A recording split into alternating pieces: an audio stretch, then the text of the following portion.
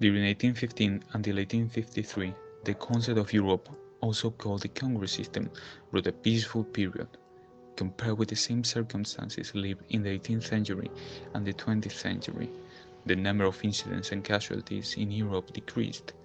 It was an alliance founded in 1815 that aimed to provide a system in which disputes could be solved peacefully through meetings. It was conformed by 5 European powers: Britain, Austria, Prussia, the Russian Empire, and finally France.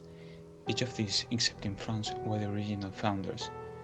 The alliance operated under one factor principle: no great power was to be openly disrespected, dishonored, nor humiliated. The invitation of a third party in a meeting, an enemy of an ally, would mean a serious act of disrespect. The respect for the alliance led the members to provide Europe with a territorial stability without precedents.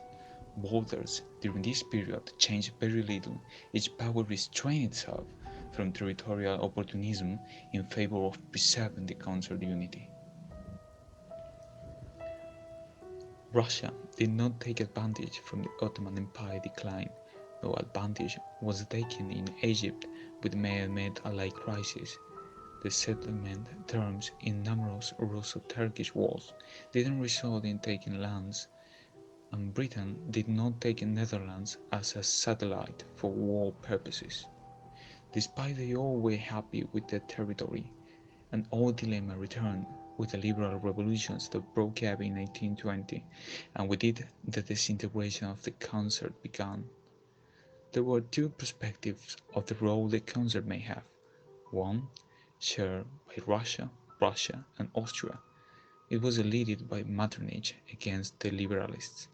On the opposite side, shared by Britain and France, led by Castlereagh and his successors Canning and Palmerston. Metternich argued that the liberalists were a threat that they could not allow to spread. That is why he asked for a Congress to discuss it.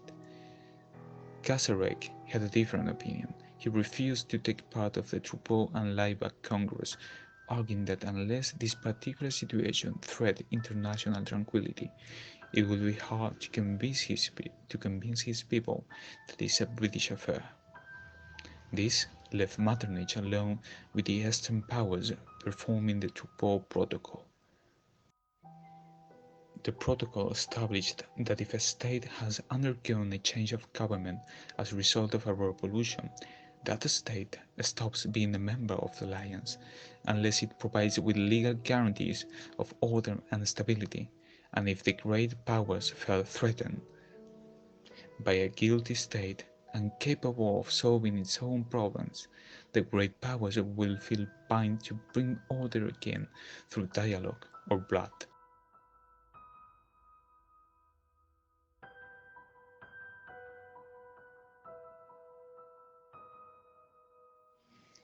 Castlereagh answered to this protocol, arguing that the right the Council claimed to own could not be generally and indiscriminately applied to every situation without considering the circumstances. During the period, the Western powers used the Council to justify the doctrine of conservative and anti-revolutionary intervention, but French Revolution and lately the Act of Reform of 1832 installed considerable more liberal members in the government.